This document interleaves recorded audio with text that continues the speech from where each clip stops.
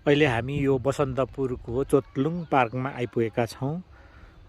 यो बसन्तपुरको लालीगुराँस नगरपालिकाको तत्त्वावधानमा अर्थात् उहाँहरूको सक्रियतामा निर्माण भएको, विशेष गरेर यो लिम्बू समुदायको संस्कृति र आर्किटेक्ट झल्किने एउटा यो सङ्ग्रहालय हो, ओपन म्युजियम हो। यहाँ चाहिँ कल्चरल टाइपको सांस्कृतिक पक्ष झल्किने खालको यहाँ चाहिँ भवनहरू बनाउनु भएको छ उहाँहरूले। र यसको भित्र के छ अहिले म हेर्न गइरहेको छु। अहिले चाहिँ मैले बाहिरबाट हेर्दैछु यहाँ।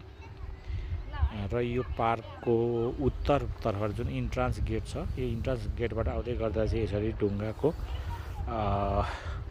दुवैपट्टि वाल लगाएर बनाइएको बाटो र यतापट्टि गुराँसहरू पनि फुलिरहेको छ भने यता तलतिर चाहिँ एउटा यो एउटा चौतारी जस्तो र एउटा सिम्बोलिक ढुङ्गाको रूपमा यहाँ ठुलो ढुङ्गा ठहराइएको छ।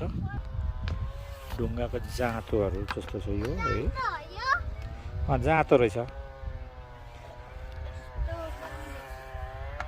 पहाडीको गाउँहरू निकै भिरालो रहेछ यो साइडमा चाहिँ।